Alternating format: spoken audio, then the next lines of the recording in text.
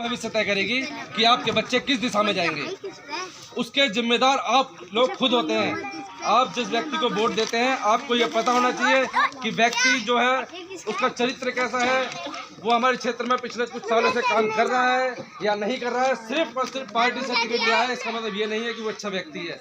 Party के बैठे ऊपर जो नेता है वो अच्छे हैं, हो सकता है वो बहुत अच्छे कार्य कर रहे हैं, लेकिन जो आपका वर्तमान विधायक है अगर वो यहाँ लोनी की जो सुविधाएं है वो आप लोगों तक नहीं पहुँचा सकता तो व्यक्ति विधायक बनने के लायक नहीं है। आप लोगों को ये फैसला लेना होगा कि हम ऐसे व्यक्ति को वोट करेंगे जो वाकई में हमारे परिवार का हो या हमारे जैसे एक समान अधिकार वाला व्यक्ति हो। जैसे हम लोग आम एक व्यक्ति हैं वैसे ही आम व्यक्ति हो, ऐसे व्यक्ति का चुनाव करें। क्योंकि आपके वोट ये जो लोनी का जो नियम जो चल रहा है सिर्फ और सिर्फ इसी आधार पर वोट मांगते हैं कि आपकी गली में नाली खड़ंजा नहीं है, हम आपकी गली में नाली खड़ंजा लगवा देंगे, टाइल बिछवा देंगे।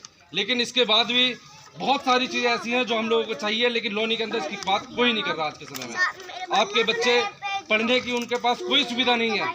आप बता सकते हैं कि आप अपने बच्चों को पढ़ाना चाहते हैं सभी लोग, लेकिन कैसे पढ़ाएंगे? सवाल ये है क्या आपके पास इतना पैसा है उद्योगपतियों के बराबर जो उन्हें बड़े टेक्नोलॉजी स्कूल में भेज सकें? उनके बच्चे पढ़ने के लिए जाएंगे अमेरिका, लंदन, जापान, बड़े बड़े टेक्नोलॉजी स्कूलों में, और हमारे बच्चे कहाँ पढ़ेंगे? म्यूनसिपालिटी के सरकारी स्कूलों में। क्या कभी किसी नेता ने इस बात पर विचार किया आज तक लोनी के अंदर? क्या हम लोगों को समान जीवन जीने का अधिकार नहीं है? मैं ये बात इसलिए बोल रहा हूँ क्योंकि मैं इस समस्या को खुद झेल रहा हूँ लोनी के अंदर। जब मेरा बेटा पैदा हुआ तो मेरे मन में बड़े सपने थे, मैं अपने बेटे को दुनिया की बड़ी से बड़ी डिग्री दिलाऊंगा, हो सका पैसा हुआ तो अमेरिका, लंदन, जापान भेजूंगा। लेकिन जैसे जैसे बच्चा बड़ा हुआ 8वीं 9वीं क्लास में आया, अब सोचता हूँ उसे पढ़ाने के लिए जो पैसा चाहिए वो कहाँ से आएगा?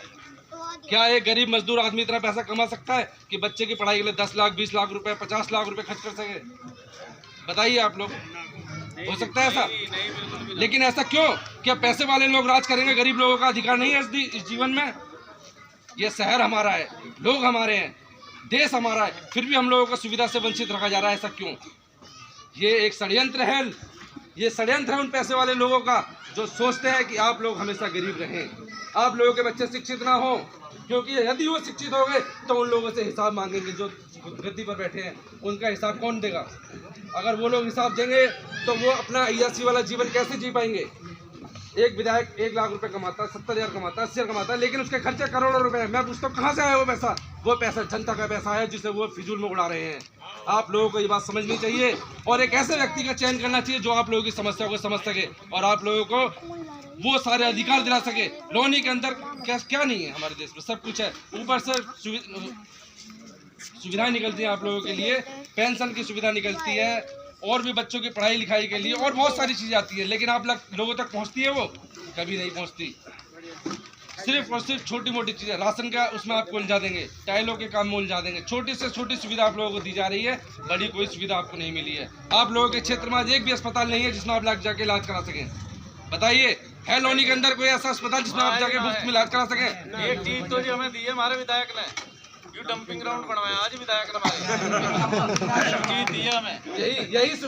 यही चीज आप लोगों को समझनी चाहिए। जब हम वोट देते हैं तो बहुत ही ये वोट जो दिए ना, मैं ये हम लोगों को वोट की जो ताकत दी गई है इसलिए दी गई है कि यदि कोई भी तानाशाह बैठकर अपनी मनमर्जी करता है और आपके पैसे जो जनता का पैसा उसका गलत उपयोग करता है तो आपके पास वो ताकत है कि उसे गद्दी से नीचे गिरा सकते हैं। यदि आज मोदी जी प्रधानमंत्री बैठे हुए हैं तो वो आप लोगों की वोट की वजह से बैठे हुए हैं। आप चाहो तो उन्हें भी गिरा सकते हैं अगर वो आप लोगों का काम नहीं करेंगे।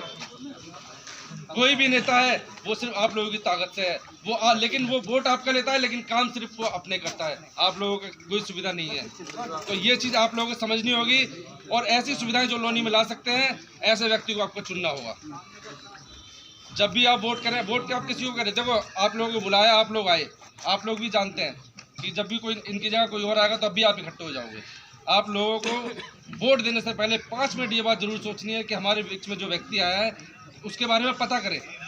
आप लोनी में हम लोग रहते हैं, आप लोगों को ये बात पता होनी चाहिए कि व्यक्ति वो लोनी में रहता है, कहाँ रहता है, कैसा उसका बैकग्राउंड है, क्या वो भी इन लोगों की तरह करोड़पति अरबपति है और जो पैसों में टिकट खरीद कर लाए हैं और आपके विधायक बनने के बाद क्या वो आप लोगों की सुनेगा या नहीं सुनेगा? जो व्यक्ति विधायक बनने से पहले ही आपको नहीं जानता बाद में क्या आपकी सुनेगा? हम लोग ये नहीं है कि आज से काम कर रहे हैं। हिंदू रक्षा दल लोनी के अंदर 10 साल से काम कर रहा है। अमित प्रजापति जी हिंदू रक्षा दल को पिछले 8-9 सालों से चला रहे हैं लोनी के अंदर, और जगह जगह जाकर मंदिरों पर जाकर चालीसा करा है, युवाओं को जोड़ा है। और ऐसा एक भी कार्यकर्ता लोनी के अंदर नहीं है हिंदू रक्षा दल का जो ये बात मुंह पे कह सके कि हमें रात को भाई 12 बजे आपको फ़ोन किया था, आपकी तरफ से कोई सहायता नहीं मिली। ये ताकत है हिंदू रक्षा दल की, और इसी चीज़ पर हम गर्व करते हैं कि हम हिंदू रक्षा दल कार्यकर्ता के सदस्य हैं। बस भैया, इसके बाद अमित